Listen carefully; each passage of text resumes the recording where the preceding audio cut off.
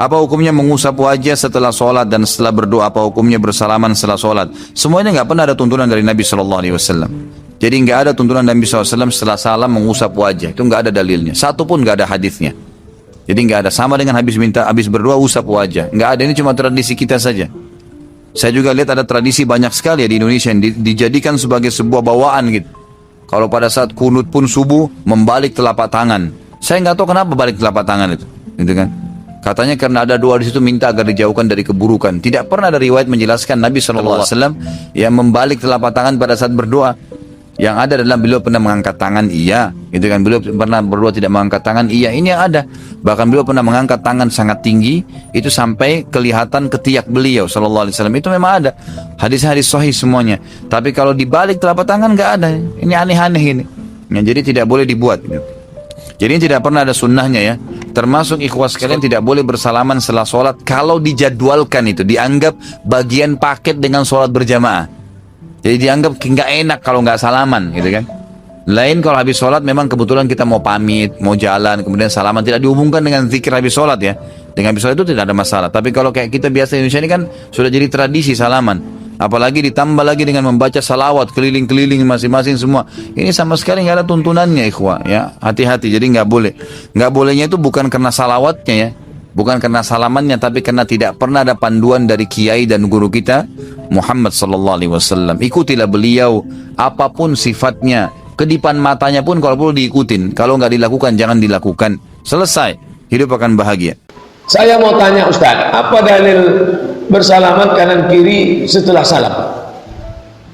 Manakah lebih utama langsung berdoa, membiarkan orang di samping kita berdoa, atau langsung bersalaman? Assalamualaikum warahmatullahi. Assalamualaikum warahmatullahi. Saya salam-salam, bid'ah, masuk neraka. Kata Imam Nawawi. Imam Nawawi ini hafal dia Sahih Muslim. Imam Nawawi ini yang mensyarah Sahih Muslim. Kata Imam Nawawi, bersalaman setelah sholat, bersalaman sebelum sholat, boleh, tak ada larangan. Asal jangan bersalaman sedang sholat. Nah, itu tidak boleh.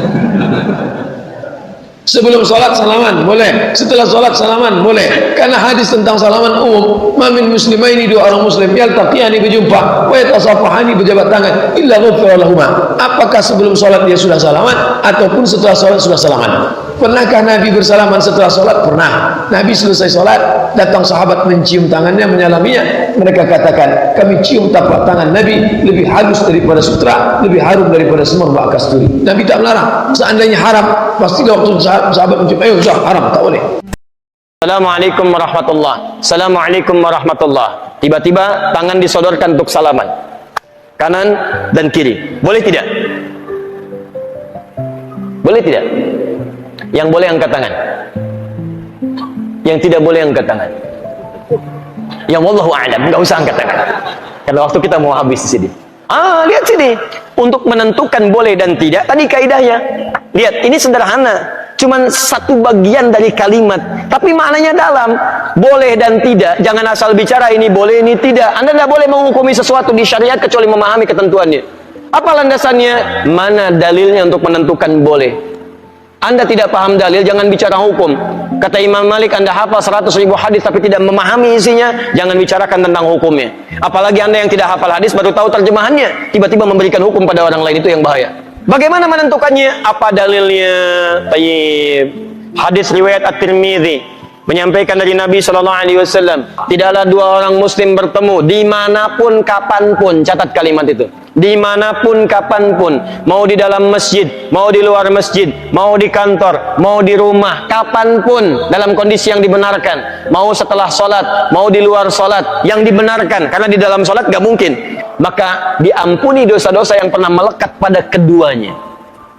Pada keduanya. Itu begitu belum lepas ini, digugurkan dosa-dosa yang pernah melekat di antara keduanya. Sekarang persoalannya, Assalamualaikum warahmatullah, Assalamualaikum warahmatullah, tiba-tiba salaman, tek kanan, tek kiri. Dalilnya ada yang tadi. Karena hadis tadi tidak membatasi. Mau ba'da salat, mau di luar masjid, mau jadi dari salat, yang penting salaman. Boleh tidak? Boleh kalau bicara dalil itu boleh. Cuman persoalannya, contoh tidak ada. Kaidah mengatakan kalau tidak ada contoh, ya nggak ada masalah, yang penting ada dalil. Karena patokannya dalil ada. Karena tidak setiap kesempatan Nabi mencontohkan itu, dalilnya ada. Di begitu assalamualaikum warahmatullah, assalamualaikum warahmatullah, Anda zikir terlebih dahulu. Astaghfirullah, astaghfirullah, astaghfirullah. Allahumma antas salam, minkas salam, tabarakta ya dzal jalali dan ikram. Selesai. Assalamualaikum akhi, assalamualaikum akhi. Masya Allah, taqabbalallahu minna wa minkum. Assalamualaikum. Makanya Nabi selesai salat, beliau bersalaman. Sahabat mengejarnya. Ada Anas mengejar Nabi, dan sebagian mengejar Nabi, salaman mengejar Nabi SAW. Hadisnya sahih, bahkan di Al-Bukhari.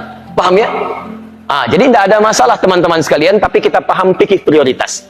Kecuali ada orang yang belum paham, tiba-tiba Anda sedang berzikir astagfirullah, astagfirullah, tiba-tiba tangannya begini kepada Anda. Anda sedang berzikir, tangan sahabat Anda diulurkan kepada Anda seperti ini. Assalamualaikum. Mana hukumnya? Menjawab dulu salaman atau Anda kemudian meneruskan zikir Anda? Assalamualaikum. Astagfirullah. Hati-hati. Setiap penghormatan pada seseorang, maka kaidahnya menjawab penghormatan itu wajib hukumnya, didahulukan dibandingkan meneruskan sunnah yang dilakukan.